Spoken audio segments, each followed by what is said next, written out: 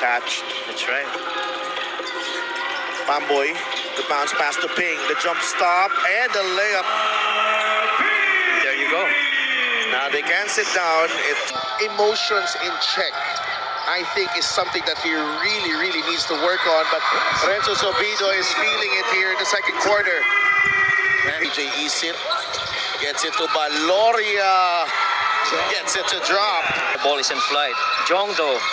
Mintis ang tres. John Baloria. Sobido to him. Bayan. Count the basket. May kasama pang foul. Drive from Mike. That won't drop. Pingris.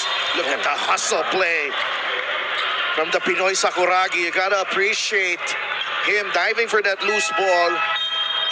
He had no business trying to go for this loose ball, but that shows you the heart and the commitment of the legend Mark Pingris. Not put himself in harm's way, Right. but he did. Ganyan siya ka-committed sa team na to. MJ De La Virgen rings the bell with a three. Of a fan of Binyan. They go to John Mark Pingris. Ping against Ambuluto. Ping takes him to school. And they're not bringing a secondary defender. Finds Baloria. The pass to Igalo. Kenneth inside. Kenneth the turnaround. He puts it in for two.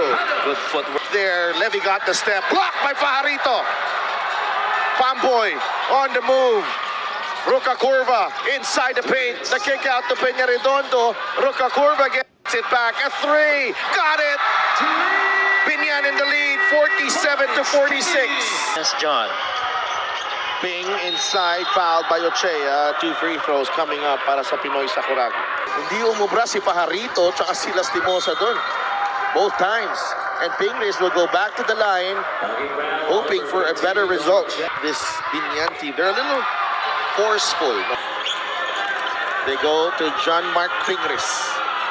Ping against Ambuluto. Ping takes him to school.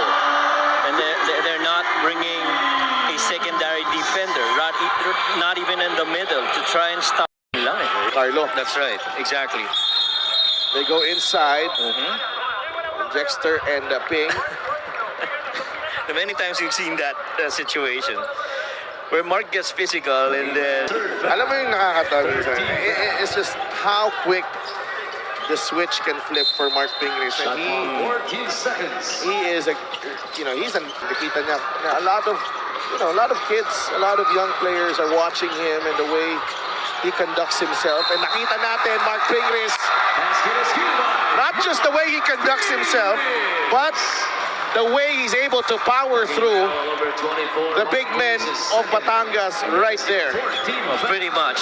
No, that is really just all hard work inside the paint. Three guys on him, still managed to score.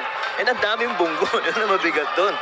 Philip trying to find Mark Cruz, and a steal by Pingris. Sobido will fire off the mark. Pingris inside the paint. Mark Pingris, another power move. Who's to stop that guy? That is the big question here. They can't keep him off the offensive glass here. Mark Pingris fighting hard and getting rewarded.